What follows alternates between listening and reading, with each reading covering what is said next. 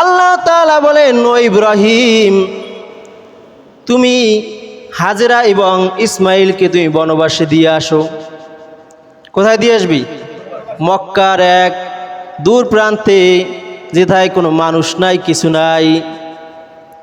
নবী ইব্রাহিম আলাইহিস সালাম হাজেরা আলাইহিস সালাম কিনিয়া এবং ইসমাইল আলাইহিস সালাম কিনিয়া সেই দূর আরবের দিকে রওনা করছেন, সেই মরুভূমির দিকে রওনা করছেন। এবার হাজেরা আলাইহিস সালামকে নিয়ে রওনা করার পর ওখানে নিয়ে তাদেরকে রাখলেন। রাখার পর যখন রাখলেন, কিছু রুটি আর অল্প কিছু পানি, মোটমাট 3-4 দিন ওই রুটি এবং পানি খাইতে পারবে, তার বেশি হবে না। কয়দিনের খাবার দিয়েছেন? 3-4 দিনের। এবার মা হাজেরা আলাইহিস সালাম বলেন, ও প্রাণের স্বামী আমার, কিছুই তো বললেন না, এই দূর প্রান্তে আমাদেরকে কেন এখানে একা রাখিয়া যাইতেছেন? ইব্রাহিম নবী যখন ওই খাবার দিয়ে এবং তাদেরকে গন্তব্যস্থানে পৌঁছিয়ে তিনি আশা ধরছেন, পিছন থেকে ডাক দিয়ে বলেন, কিছুই তো বললেন না, কার হুকুমে আমাদেরকে এখানে রাখিয়া যাইতেছেন? কোথাও মানুষ নাই, কিছু নাই, আমরা একা একা এভাবে কীভাবে থাকবো? কোনো মানুষ নেই আশেপাশে, কি নেই? তখন ওই জায়গায় তারা ওই 3 জন মানুষই ছিলেন। তো ইব্রাহিম আলাইহিস সালাম যখন ওখান থেকে তাদেরকে রাখিয়ে আসবেন, থাকবে কয়জন? 2 জন, মা এবং ছেলে। তো একটা মহিলা মানুষ তো একা নির্জনে থাকতে পারে না, ভয় লাগে না?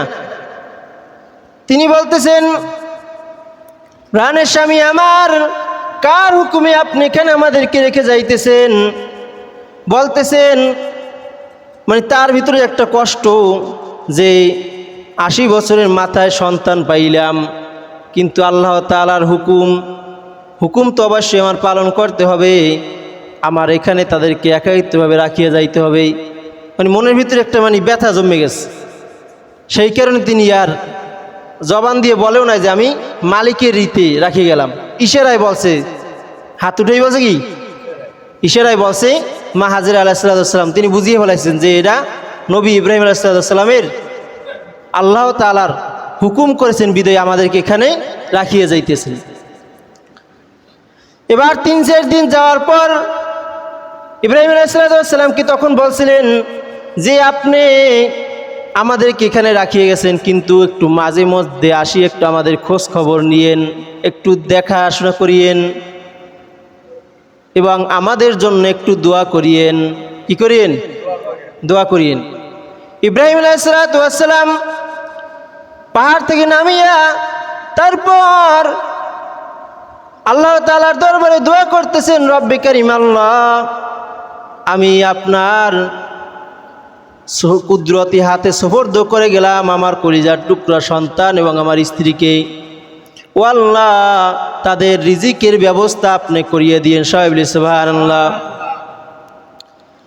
রব্বুল আলামিন আল্লাহ, তাদেরকে আপনি সমস্ত বিবাদ আবাদ থেকে হেফাজত করিয়া রাখিয়েন।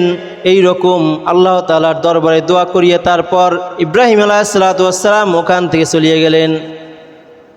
এবার কিছুদিন যাইতে না যাইতে যখন 2-3 দিন গেলেন, ওদিকে রুটিও শেষ, পানিও শেষ, ঠিক কিনা?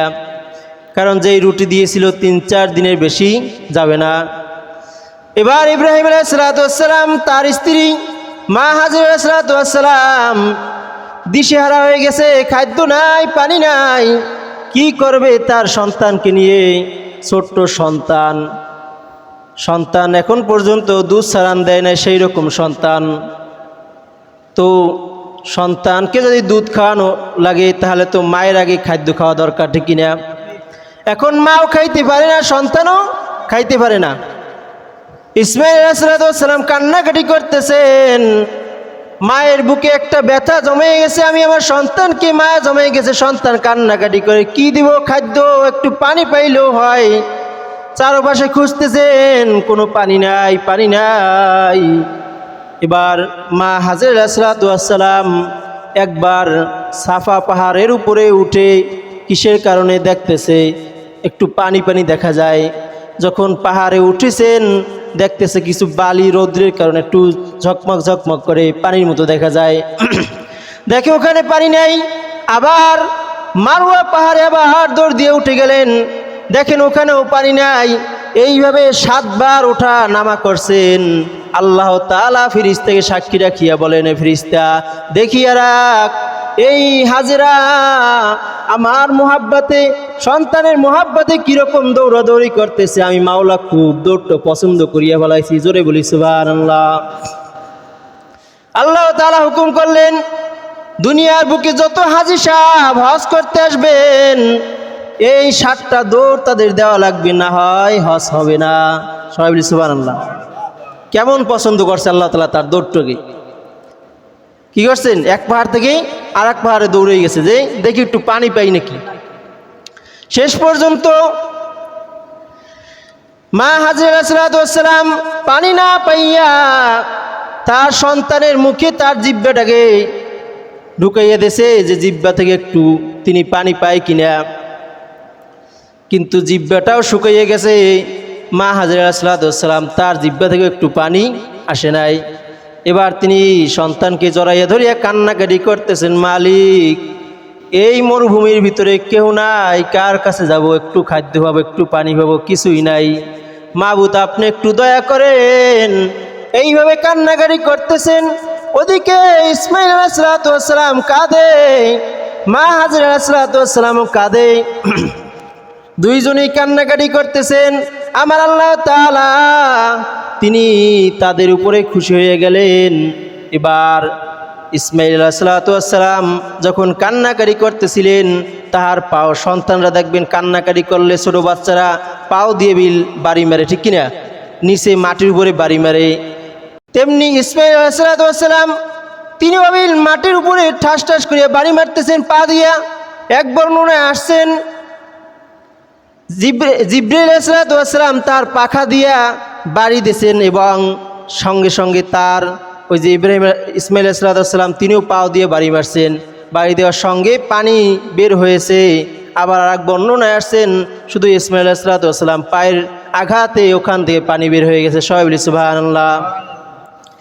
এরপরে মা হাজরা আলাইহিস সালাতু ওয়াস সালাম বলেন, যখন ওই পানিটা বের হইলেন, চারোপাশ দিয়ে পানি বেয়ে বেয়ে পড়ে যাইতেছেন, তাড়াতাড়ি তিনি বালু দিয়া আটকাই এনেছেন এবং বলছেন জমজম। জমজম অর্থ হইল থাম থাম। কি আরবি শব্দ জমজম, বাংলা অর্থ হইল কি থাম। এই জন্যই নাম হয়েছে জমজম, জমজম কূপ। সবাই বলি সুবহানাল্লাহ। এই পানির এত নিয়ামত, এত বরকত, আল্লাহ তাআলা এই পানি পান করলে রোগ ব্যাধি সব দূর করিয়ে দেবে। সবাই বলি সুবহানাল্লাহ। কেবলামুখী হইয়া দাঁড় হইয়া যদি পানি পান করে, নিয়াত থাকতে হবে সঠিক, আল্লাহ তাআলা সঙ্গে সঙ্গে রোগ ব্যাধি দূর করিয়ে দেবে। পানি পান করা তো আমরা যে পান করি টিউবওয়েলের পানি, এটা দাঁড়াইয়ে পানি পান করা কি জায়েজ নাই। কিন্তু এই জমজমের পানি জায়েজ আছে, দাঁড় হইয়ে পানি পান করা।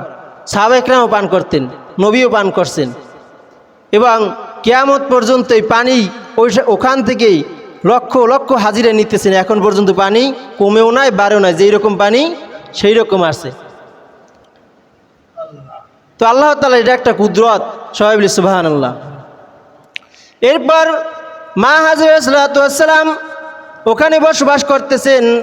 এক পানির সিস্টেম হয়ে গেল, আল্লাহ তাআলা পানি সিস্টেম করিয়ে দিলেন। এরপর হাজরা আলাইহিস সালাতু ওয়াস সালাম খেজুরের আটি লাগাইলেন, বিচি লাগানোর পর খেজুর গাছ হইলেন, সেখানে তারা বসবাস করতেছেন। ছোট্ট একটা ঘর। কিছুদিন যেতে যেতে বছর পর বছর যাইতেছেন। ইসমাইল আলাইহিস সালাতু ওয়াস সালামের বয়স 7 বছর। কয় বছর? 7 বছর বয়স হয়ে গেলেন। যেইখানে নবী ইব্রাহিম আলাইহিস সালাতু ওয়াস সালাম তাদেরকে রেখে আসছেন, কোনো বাড়িঘর নাই, কিছু নাই। এখন ওইখানে অনেক বাড়িঘর হয়ে গেছে, অনেক মানুষের বসবাস করার জায়গা হয়ে গেছে, মানুষ বসবাস করতেছেন। এবার আল্লাহ তাআলার হুকুম, আবার স্বপ্ন দেখাইলেন, ও নবী ইব্রাহিম, তুমি তোমার প্রিয় বস্তুকে আমার রাস্তায় কোরবানি দাও। কার রাস্তায়? আল্লাহর রাস্তায়। ইব্রাহিম আলাইহিস সালাতু ওয়াস সালাম বর্ণনায় আসছেন 500 100 এইরকম করিয়া উট কোরবানি দিছে। দেওয়ার পর পরের দিন আবার যখন ঘুমাইছেন, আবার স্বপ্ন দেখছেন, আল্লাহর রাস্তায় তোমার প্রিয় বস্তুকে তুমি কোরবানি দাও। আবার বকরি, দুম্বা এরকম কোরবানি দিতেছে। এইরকম স্বপ্ন দেখতেছেন, কিন্তু দেখতেছেন তারপরেও স্বপ্ন দেখতেছেন যে প্রিয় বস্তুকে কোরবানি দাও। এখন তিনি চিন্তা ভাবনা করলেন যে আমার প্রিয় বস্তু বলতে কি বুঝায়, যে আমি তো সব কিছুই কোরবানি দিলাম, গরু ছাগল যাই কিছু বলেন, কিন্তু প্রিয় বস্তু বলতে আমার একজনই আছে, তিনি হইলেই ইসমাইল, এবং আমার কলিজের টুকরা, তার জন্য মায়া তো অন্যরকম, ঠিক কিনা? তিনি বুঝতে আর দেরি করলেন না, চলে গেলেন তাদের সে যেখানে রাখিয়ে আসছিলেন সেইখানে চলে গেলেন। যাওয়ার পর দেখতেছেন যে বাড়িঘর আর বাড়িঘর, মানুষ, ছোট ছোট বাচ্চারা খেলাধুলা করতেছে। এবার ইব্রাহিম আলাইহিস সালাম বলেন যে তোমাদের এই জায়গায় ইসমাইল এবং হাজেরা নামে কেউ কি বসবাস করে? মানুষদেরকে জিজ্ঞাসা করলেন। তখন তারা বলেন, যান ওই ছোট্ট একটা ঘর, ওই জায়গায় ইসমাইল নামে একটা ছোট্ট বালক এবং হাজেরা নামে একটি মহিলা বসবাস করে। যাওয়ার পর দরজায় নাড়া দিছেন, হাজেরা ঘরে আছো কিনা। এরপরে ইসমাইল আলাইহিস সালাম তিনি বাহির হয়ে আসছেন, ঘর থেকে দুয়ার খুলছেন। খোলার পর দেখতেছেন তাহা একজন পুরুষ দাঁড় হওয়া, তার সামনে তার গায়ে একটা জামা, ওই জামা হুবহুব একটা জামা তার ঘরের ভিতরে আছে। যেই জামাটা ধরিয়া হাজেরা আলাইহিস সালাম মাঝে মধ্যে ঘেরান নেয়, জামাকে চুমা দেয়। সবাই বলি সুবহানাল্লাহ। জিজ্ঞাসা করা হলো যে ইসমাইল আলাইহিস সালাম চিন্তা ভাবনা করলেন যে এই জামা আর আমার ঘরের ভিতরে যে জামা আছে, দুটোটা জামা তো এক, কিন্তু তাহলে এই লোককে। এবার ইসমাইল আলাইহিস সালাম এবং ইব্রাহিম আলাইহিস সালাম তারা ঘরের ভিতরে প্রবেশ করলেন। প্রবেশ করার পর তারপর হযরত মা হাজেরা আলাইহিস সালাম বলতেছেন যে তাকে সালাম বিনিময় করার পর কেমন আছেন জিজ্ঞাসা করার পর এবার এরা ইব্রাহিম আলাইহিস সালাম তিনি বলতেছেন যে ও প্রাণের স্ত্রী আমার, আমি বহুদিন পর এসেছি, আমাদের ভিতরে যদি এইরকম ঘটনা ঘটিয়ে যাইতো যে স্ত্রীকে জিজ্ঞাসা না করিয়া তারপর তাকে দূর দেশে রাখিয়ে যাইতো, আবার বহুদিন পর তার কাছে যাইতো, তাহলে কি অবস্থাটাই না হইতো, ঠিক কিনা? আগে কি করতেই লড়ান দিয়ে ঘরে ঘরে নামাইতে, ঠিক কিনা?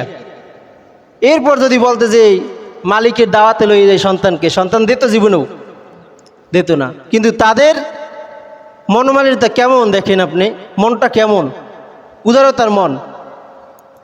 এরপর ইসমাইল আলাইহিস সালামকে বলেন যে ও হাজেরা, আমি আমার সন্তানকে মালিকের দাওয়াতে নিয়ে যাই, তুমি তাকে সুন্দরভাবে গোসল করিয়া সাজাইয়ে পরাইয়ে দাও।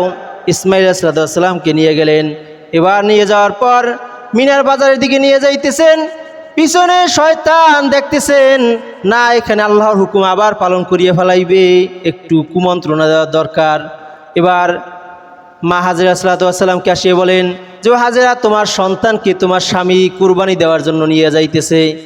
বলে না, আমার স্বামী কোরবানি নিতে পারে না, নেয় নাই। বলে সত্যি আল্লাহর হুকুম। বলে যদি আল্লাহর হুকুম হইয়া থাকে তাহলে 100 ইসমাইলকেও যদি কোরবানি দেয় দেখ, আমার কোনো আপত্তি নাই। সবাই বলে যে সুবহানাল্লাহ। এবার ইব্রাহিম আলাইহিস সালাম সন্তানকে নিয়ে রওনা করছেন। সন্তানের পিছনেও শয়তান কুমন্ত্রণ দিয়েছেন, তোমার বাবা তোমাকে কোনো মালিকের দাওয়াতে নিচ্ছে না, তোমাকে কুরবানি দেবে, সেই জন্য তোমাকে নিয়ে রওনা করছেন। এবার সন্তান বলতেছে বাবা এইরকম আমাকে কে জানি কুমন্ত্রণা দিতেছেন, বলতেছে তার দিকে পাথর নিক্ষেপ কর, পাথর নিক্ষেপ কর। এবার পাথর নিক্ষেপ করলেন। হাজী সাহেবদের ওই রকম পাথর নিক্ষেপ করা লাগে, শয়তানের গায়ে পাথর মারা লাগে, ঠিক কিনা? সংক্ষেপে বলতেছি, এবার ইব্রাহিম আলাইহিস সালাম সন্তানকে যখন মিনার বাজারে নেওয়া হলো, বলতেছেন হে সন্তান, আমি স্বপ্ন দেখেছি তোমাকে আমি কুরবানি দিই আল্লাহর রাস্তায়, এই রকম আমি স্বপ্ন দেখছি বারবার, তোমার মতামত আমি জানতে চাই। ছোট্ট শিশু বলতেছেন সাতাজিদুনি ইনশাআল্লাহু মিনাস সাবিরিন, ও আব্বাজান আপনি আমাকে সবরকারীদের সঙ্গে পাইবেন। সবাই বলি সুবহানাল্লাহ। যে আপনি কোরবানি দেন, সময় করিয়েন না, আল্লাহর হুকুম যেহেতু আসছে আমার উপরেই, আপনি আমাকে কোরবানি দেন। এবার যখন ইব্রাহিম আলাইহিস সালামকে বলা হইল, ইব্রাহিম আলাইহিস সালাম বলতেছেন যে শুইয়ে পড়ো তুমি। তাহলে শোয়ার পর ইসমাইল আলাইহিসসালাম ছোট্ট বালক 7 বছরের শিশু বলতেছেন যে আব্বা আপনি চক্ষুটাকে বাঁধিয়ে লন, কেননা আপনার চক্ষু আমার চক্ষুর দিকে যখন জবেহ করার সময় পড়বে তাহলে আপনি মায়ার কারণে আপনি আমাকে হয়তো জবেহ দিতে পারবেন না। এবার ইসমাইল আলাইহিসসালাম বলে, ও আব্বা যান, আপনি আমার পাওটাকে বেঁধে নেন, আমার হাতটাকে বেঁধে নেন, কারণ জবেহ করার সময় যদি আমি হাত পা নাড়াচাড়া করি, আপনার গায়ে যদি পাও পড়িয়ে যায় তাহলে আমার বেয়াদবি হয়ে যাইবে। এবার যখন এই হুকুম হওয়ার পর তারপর ইব্রাহিম আলাইহিসসালাম তাকে যখন শোয়াইয়া কুরবানি দিচ্ছেন, আল্লাহ তাআলা বলেন, ও ফিরিস্তা একখানা দুম্বা নিয়ে যা। এর আগে ঘটনা হয়েছে, ইব্রাহিম আলাইহিসসালাম বারবার চাকু চালাইতেছেন কিন্তু ধরতেছেন না, মানে রাগ হওয়ার পর তারপর পাথর ভাষায় নিক্ষেপ করলেন, পাথর 2 খণ্ড হয়ে গেছে কিন্তু ইসমাইল কি হয় নাই, কাটে নাই। এরপর বলে আবার শুয়ে যাও বাবা। তারপর আবার যখন শোয়াইয়ে দেওয়া হলো, ইসমাইল আলাইহিসসালামকে শোয়াইয়ে দেওয়ার পর আবার তিনি সেই রকম চাকু ছুরি তারপর চালাইতেছেন কিন্তু ধরতেছে না। এক সময় আল্লাহ তাআলা নির্দেশ করলেন ফিরিস্তাকে, ফিরিস্তা এই বান্দা দেখো আমার মোহাব্বতে তার সন্তানকেও কোরবানি দিতে প্রস্তুত হয়ে গেছে, তাড়াতাড়ি যা ফেরেশতা থেকে একটা দুম্বা নিয়ে যা। সবাই বলে সুবহানাল্লাহ। দুম্বাকে শোয়াইয়ে দেওয়া হলো, যখন পোজ দিয়েছেন সঙ্গে সঙ্গেই পচপচ করে রক্ত বাইর হয়ে গেছে। সবাই বলে সুবহানাল্লাহ। এরপর ইব্রাহিম আলাইহিসসালাম চক্ষু বাঁধনটাকে খুলিয়া দেখতেছেন একখানা দুম্বা, কিন্তু তার ইসমাইল পাশে দাঁড় হওয়া, বলতেছে বাবা ইসমাইল তাড়াতাড়ি আয়, মনে হয় মালিক আমার কোরবানি এখনো পর্যন্ত কবুল করে নাই।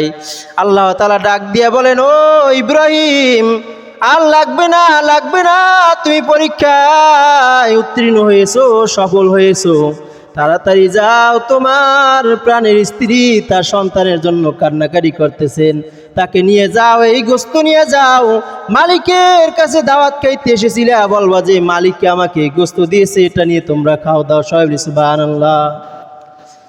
যতটুকু আলোচনা করলাম এর উপরে সকলকে আমল করার তৌফিক দান করুন। সবাই আল্লাহুম্মা আমিন।